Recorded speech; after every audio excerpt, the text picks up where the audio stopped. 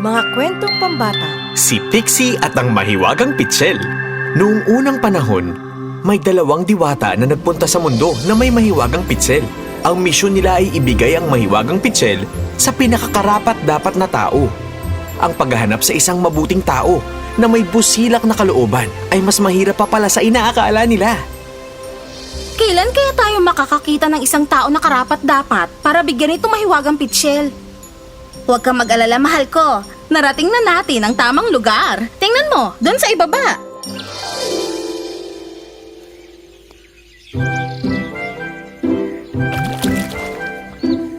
Nakita ng mga diwata si Pixie, isang mapagmahal at magandang dalaga na may malambot at mabuting puso. Naniniwala rin si Pixie sa pagbibigayan at pagmamalasakit. Kaya naman, si Pixie ay mahal ng lahat. Tingin mo pwede nating ibigay ang mahiwagang pitsil sa kanya? Hindi ba natin siya oobserbahan muna para sigurado? Alam mo, tama ka. Sige, sundan natin siya para makasigurado tayo. Tapos saka tayo magdesisyon. Naglakad pa uwi si Pixie bitbit ang mabigat na palayok. Ang hindi niya alam, mula sa itaas ng mga ulap ay sinusundan siya ng mga diwata at inoobserbahan. Sa paglalakad niya, may napansin siyang matandang babae sa daan. Nang malaman na nauuhaw ito, binigyan niya ito ng tubig para maibsan ang uhaw ng matanda. Pagpalain ka sana ng Diyos, mabuting bata. Matapos tulungan ni Pixie ang matanda, nagpatuloy siya sa kanyang paglalakad pa uwi. Bumilib ang mga diwata sa nakita, pero hindi pa rin sila ganoong kakumbinsido. Alam mo, sigurado ako na pagkatapos nito wala na siyang tutulungang ibang tao. Dahil wala ng tubig na natitira pa para sa sarili niya. Sumasang-ayon ako sa'yo. Mas magandang panoorin ang susunod. Hayaan mong subukan ko ito. Habang naglalakad si Pixie, may nakita siya na dumurog sa puso niya. Hindi kaya ni Pixie na basta na lang iwan ang nakakaawang kalagayan ng pagod at uhaw na tuta. Kaya nagmadali siyang tulungan ito.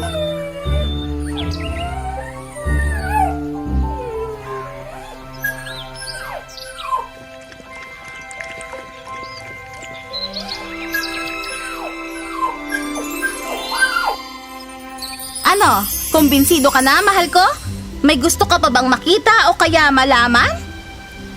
Wala na akong masasabi kaya oo. O siya, may kailangan pa tayong gawin. Tayo na sa ibaba. Nagkasundo ang mga diwata sa desisyon nilang ibigay ang mahiwagang pitsil kay Pixie, kaya bigla silang lumitaw sa harap nito. Natakot si Pixie sa umpisa, pero nagpakilala sa kanya ang mga diwata at ipinaliwanag ang tungkol sa pitsil na ibibigay nito ang lahat ng kailangan niya. Pagkasabi nito, ibinigay nila ang mahiwagang pitsil. Mahiwagang pitsil? Tama! Talagang mahiwaga ang pitsil na ito. At ikaw ang tamang taong dapat magmay-ari nito. Bakit hindi mo tingnan ang palayok mong walang laman? Tiningnan ni Pixie ang palayok niya at wala! Biglang nagkaroon ng tubig at kusang napuno ang lalagyan. Oo, Pixie. Ang pitsil na ito ang susuporta sa kabaitan mo. Gagawin nito ang kahit anong kabutihan na kailangan mong gawin. Magbibigay ito sa'yo ng kasiyahan pati na sa iba. Ito ay magiging kaibigan mo pati na iyong gabay. Namangha si Pixie sa napakagandang kinang ng pitsil at nalimutan na ang mga diwata. Nang tumingala siya uli, naglaho na ang mga diwata. Napalingon siya sa paligid nang may marinig siyang malumanay na tinig. Nagulat si Pixie nang mapansin niyang kinakausap siya ng pitsil. Kumusta, Pixie? Umalis na ang mga inang diwata. Sa tingin ko mas mabuting umuwi na rin tayo. Ha? Tama, tayo na. Ipapakita ko sa'yo ang bago mong tahanan. Yay! Hindi na ako makapaghintay. Tayo na! Pagka-uwi ni Pixie, ipinakita niya ang mahiwagang pitsil sa kanyang kawawang mga magulang.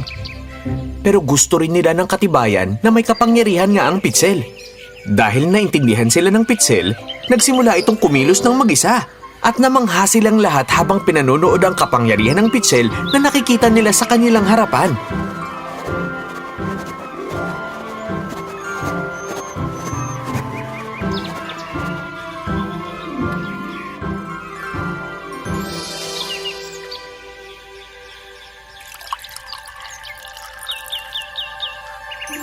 At mula noon, naging bahagi na ng kanilang pamilya ang pitsel. At pagkatapos, magmula noong sumunod na araw, binago ng kapangyarihan ng pitsel ang buhay nilang mag-anak. At si Pixie kasama ang pitsel ay magkasamang binago ang kapalaran ng buong nayon. Gumawa rin ng mga sabaw, sopas at mga inumin ang mahiwagang pitsel. Kasama ng mga prutas at mga gulay, ipinamahagi ito ni Pixie sa mga taong talagang mas nangangailangan. Ano man ang natitira matapos nito ay ibinibenta niya at ng mga taga-nayon sa pamilihan para magkaroon sila ng magandang kita. Lumipas ang panahon ng napakapositibo. Gumanda ang buhay ni Pixie at ng buong nayon. At hindi nagtagal, lumaki rin si Pixie na isang napakagandang dalaga na may pusong mas mabait at mas maawain. Gusto pa rin niyang tumulong at suportahan ang mga nangangailangan.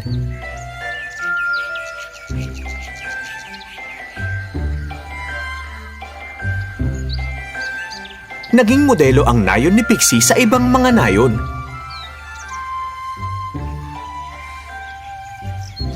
Nagsimulang magpuntahan ang mga nangangailangan na nanggaling pa sa malayo para maayos ang problema nila at marami rin ng mga nagugutom na nagpupunta para makakain. Ang mahiwagang sabaw at mahiwagang sopas mula sa pitsel ay naging kilala sa kapangyarihan nitong magpagaling. Pixie, ubos na ang lahat ng sopas at sabaw. Pero marami pa ring mga nagugutom ang nakapila. Ano nang gagawin natin?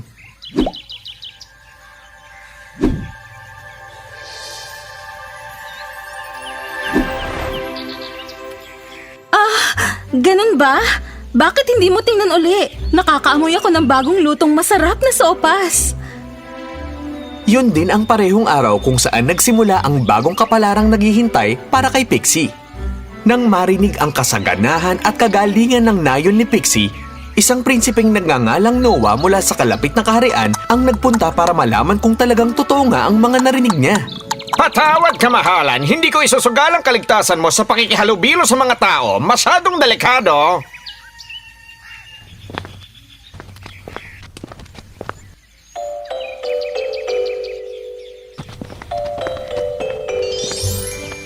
Ano, ayos na ba to sa'yo ngayon? Hintayin mo ako dito hanggang sa makabalik ako. Ang prinsipe, na ngayon ay mukhang pangkaraniwang tao na lang, ay pinanood ang mga nangyayari sa malapit. Pagkatapos, nang makita ng prinsipe si Pixie, agad niyang natanto na ang dalagang ito ang nasa likod ng lahat. Agad na nahulog ang loob niya sa kagandahan at kabaitan ng dalaga. Pagkapasok ni Pixie sa loob ng bahay niya, agad na kinatok ng prinsipe ang kanyang pinto. Pinagbuksan siya ni Pixie at napatalon din sa sobrang tuwa ang pitsel dahil may ideya ito sa kung anong nangyayari. Gusto ni Pixie kung paano magsalita ang prinsipe. At pagkatapos, may sinabi ang binata kay Pixie na talagang ikinagulat nito. Ano? Gusto mong magpakain sa'yo ay taong hindi pa kumakain? At walang laman ng tiyan? Pero bakit importante yon? Dalawang rason. Una dahil nangako ang aking ina sa mga diwata na ang kakainin lang ng anak niya ay dapat mula lang sa isang taong nag-aayuno o hindi pa kumain sa ika-25 taon ng buhay niya. At ang ikalawang rason naman, madali lang magsakripisyo at magpakain ng iba kung ang tao ay hindi nakakaranas ng hirap. Ang tunay na pagtulong ay kung ang tao mismo ay kahit hirap man, nakukuha pa rin niyang tumulong sa ibang tao. Pero kung hindi mo kaya, ayos lang. Sa iba na lang ako pupunta at magbabaka sakali. Kahit na ito na ang pangatlong araw ko na hindi pa rin ako kumakain. Sandali! Hindi ako kakain ngayon at pati na rin bukas para matupad mong sinumpaan ng iyong ina at para makabawi ka na rin ng lakas. At kaya nang sumunod na 2 araw, nanatili ang prinsipe sa labas ng bahay ni Pixie doon sa may lilim. At si Pixie naman ay hindi kumain para mapakain ang binata ng masusustansyang pagkain. Matapos makumpleto ang 2 araw, naghanda nang umalis ang prinsipe. Pero si Pixie at ang pamilya niya ay mabigat ang loob dahil nagustuhan na nila ang binata. Bago tuluyang umalis ang prinsipe, nakiusap siya sa dalaga at nagtanong sa huling pagkakataon. Ano ang gawain na mananatili magpakailanman sa mundong to? Sa mundong ito, ang tanging gawain na maaalala habang buhay ay ang pagtulong sa kapwa. At yun din ang sandali na ibinunyag ng prinsipe ang kanyang tunay na katauhan. Namangha ang pamilya sa nalaman. Hiningi ng prinsipe ang kamay ni Pixie sa pagpapakasal. Pumayag ang pamilya at binasbasan naman ng mahiwagang pitsel ang masayang okasyong ito. Si Pixie at ang mahiwagang pitsel ay nagsimulang manirahan sa palasyo kasama si Prinsipe Noah. At mula ngayon, ipinapangako ko na ang mahiwagang pitsel ay maninirahan sa 2 lugar. Hahatiin niya ang kanyang oras sa ikabubuti ng karamihan. Totoo sa kalikasan nila at layunin sa buhay, si Pixie kasama ang kanyang mahiwagang pitsel ay nagsimulang kumilos para maiayos at mabago rin ang kaharian ng prinsipe. Unti-unting minahal si Pixie ng lahat dahil sa kanyang maunawain at mabait na ugali. Ilan sa malapit na mga ministro ng palasyo na nakakita sa ginagawa nila ay nainggit at nagsimulang gumawa ng mga plano laban kay Pixie para maibalik ang kapangyarihan nila at dating kalagayan. Ang babaeng si Pixie ang nagtanggal ng halaga at kapangyarihan sa atin. Kapag nanatili siya rito, siguradong katapusan na natin. Tama ang sinabi mo. Kaya naman nakaisip na ako ng plano para mapaalis siya sa palasyong ito, pati na rin sa buhay natin. Ang mga ministro ay nagsimulang gawin ang plano nila at pribadong kinausap ang prinsipe at nilaso ng utak nito laban sa inosenteng si Pixie. Hindi ako naniniwala sa inyo. Ginagamitan ako ng itim na mahika ni Pixie para kontrolin ako at kunin ang kaharian sa akin? Imposible yan. Hindi ako naniniwala sa mga sinasabi nyo. Mahal naming prinsipe, sigurado kami na maniniwala kayo pag nakita nyo to. Hindi ba? Kamahalan, patutunayan ko sa inyo. Siyempre naman, sigurado akong maniniwala ang prinsipe sa makikita niya. Dahil tapat tayong mga ministro. Noong araw na yon, bumalik ang pitsel sa nayo ni Pixie. At si Pixie naman ay abalang tumutulong sa iba. Dinala ng mga ministro ang prinsipe sa silid ni Pixie. At may ipinakita sa kanya na nakatago sa isang sikretong lugar. At kaya ang prinsipe sa pamimilit ng mga magkakasabwat na ministro ay nagdesisyong paalisin ang minamahal at ngayon ay si Reyna Pixie ng kanyang kaharian. Nalungkot at naiyak ang lahat sa nalalapit na paghihiwalay ng prinsipe at ni Pixie.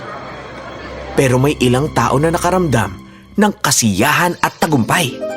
Talagang nalungkot si Pixie at nawalan ng gana sa lahat ng bagay. Sa buong nayon, sa mga magulang niya at lalo na sa matalik niyang kaibigan ang mahiwagang pitsel. At doon nagdesisyon mismo ang pitsel na gumawa ng malaking bagay sa sarili niya sa unang pagkakataon.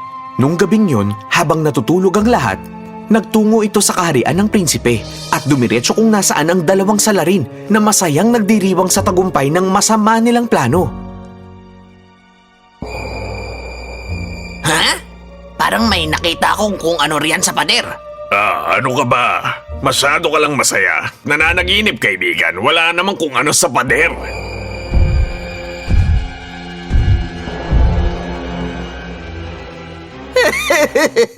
Kung nagugutom ka, kainin mo siya. Pakawalan mo ako. Wala akong kasalanan. Pakawalan mo kami! Wala kaming kasalanan sa'yo! Ang mahiwagang pitsel na nanakot sa kanila sa pagpapanggap na halimaw ay inutusan silang agad na aminin sa prinsipe ang tungkol sa masamang ginawa nila laban sa inosenteng si Pixie. At pag hindi nila ito ginawa, babalikan niya sila sa susunod na gabi. Kaya walang nagawa ang masasamang ministro, kundi ang sumuko sa pagbabanta ng pitsel. Umamin ang mga masasamang ministro sa mga kasamaan nila sa prinsipe na noon ay galit na galit sa kanila. Pero dahil umamin sila sa mga ginawa, sa halip na ipakulong sila ng prinsipe, pinalayas na lang sila sa kaharian habang buhay. Nagmadaling bumalik ang prinsipe at muling kinumbinsing bumalik si Pixie sa palasyo at manirahan kasama niya.